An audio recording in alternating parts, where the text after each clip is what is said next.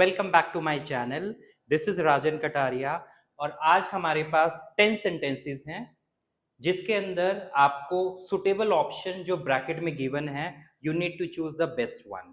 Number 1, she dash is going or are going. अगर हम यहाँ पर शी की बात करें, शी के साथ हमेशा इज आता है, ना कि आर।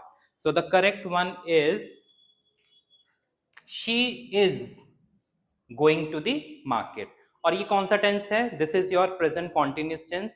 प्रेजेंट कॉन्टिन्यूस टेंस में कोई काम चल रहा है at the time of speaking, that is your present continuous. He she it के साथ इसका इस्तेमाल करते हैं, यूवी दे के साथ आर आता है। Number 2, Mohit has dash going और गॉन टू द ऑफिस। अब अगर आप यहां देखें, हैज हम यूज करते हैं प्रेजेंट परफेक्ट टेंस में, और प्रेजेंट परफेक्ट टेंस में हम पास्ट पार्टिसिपल का इस्तेमाल करते हैं, हम थर्ड फॉर्म का इस्तेमाल करते हैं। So the third form is gone. So this is the correct option.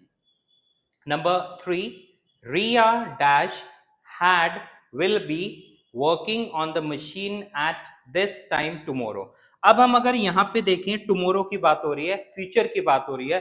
Future में हम हैड यूज नहीं करते, हम हैड यूज करते हैं पास्ट परफेक्ट टेंस में। तो यहां पर correct option will be working. Number 4, by 11 a.m. they had dash doing or done half the work।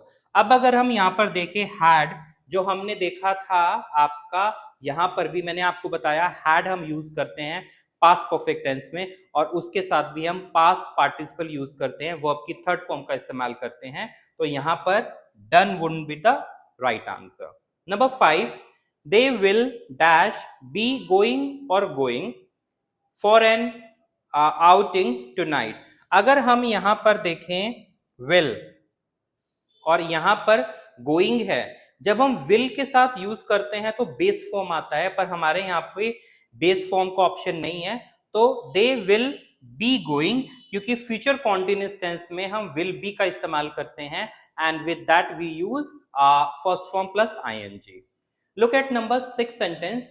She dash is going or goes to the school daily at 7 o'clock।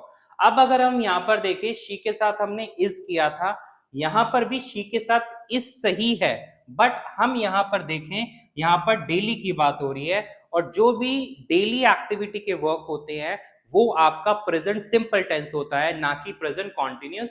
So the correct option is she goes to the school daily at 7 o'clock।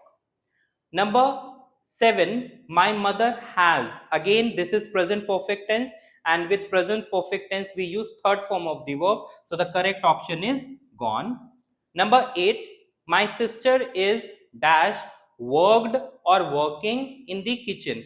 अब अगर हम यहाँ पर देखें, is again present continuous, और present continuous के साथ working is the right option।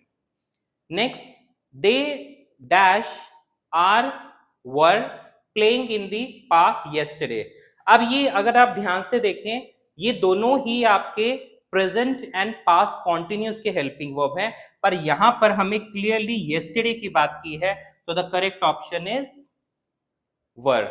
और अगर हम यहां पर yesterday नहीं होता तो इसमें are is also the correct option, पर यहां पर yesterday है, बीते हुए समय की बात हो रही है, तो उसके साथ were is the right one. Last one, the girl has dash playing or played with her toy for 2 hours। अब आप यहां पे देखेंगे, यहां पर has है, अगेन प्रेजेंट परफेक्ट टेंस है, with that we use third form of the verb. इसी तरह की इंटरेस्टिंग एक्सरसाइज सीखने के लिए, नए नए कंसेप्ट सीखने के लिए, do not forget to subscribe my channel.